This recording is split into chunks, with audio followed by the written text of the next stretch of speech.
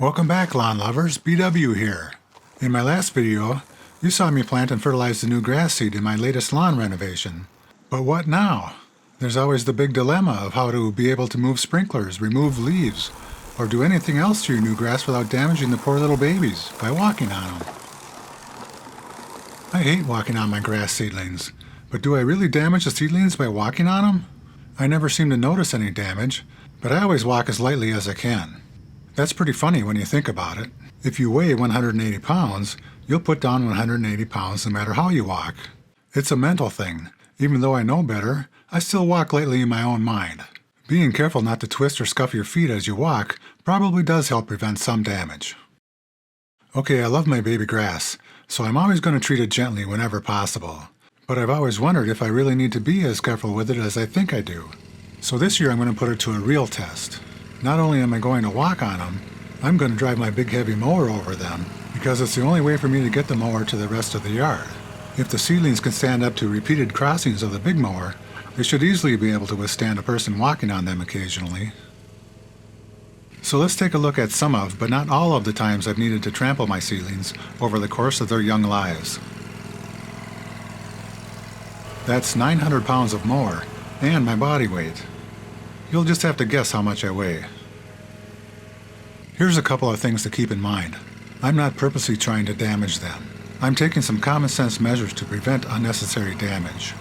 Those measures include giving the soil a chance to firm up after watering, not making any sharp turns with the mower, and not scuffing or twisting my feet when walking on them. I'm also trying to take a slightly different track each time I go over it with the big mower, but that's almost impossible to do when going through the gate. I'm making a gentle arc with the mower, but no turns, and I'm just driving over at normal speed. I water at 10:30 a.m., so I wait until 1 or 2 p.m. for the soil to dry out and firm up before I drive the mower over it, because pushing the seedlings down into any mud probably would damage them. There was at least one time when I chose not to drive the mower over the seedlings. It was a cloudy day and the soil just wouldn't dry up enough to drive over them, so I had to use the push mower to mow the whole backyard. The soil was often still moist enough to leave tire tread marks in the soil. That's a good test because most people would avoid walking on their seedlings if the soil was soft enough to leave footprints in the soil. Hey, it's time for the first mow. And a second round of fertilizer.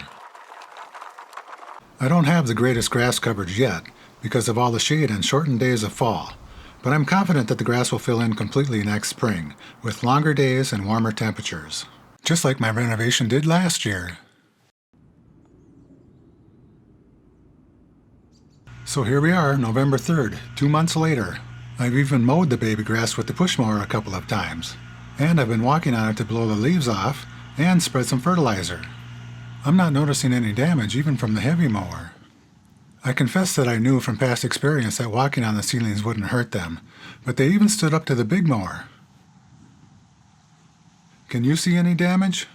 I can't see any. Hey, don't miss the next video. I'll be feeding the new grass. Until then, do me a favor and hit that subscribe button, and then ring the bell that pops up next to it. That way you won't miss the next video. Now get started. You can do it. Don't worry about your baby grass. Get out there and give them the care they need. Mowing with a light mower at 2 inches will even encourage the turf to thicken up for you.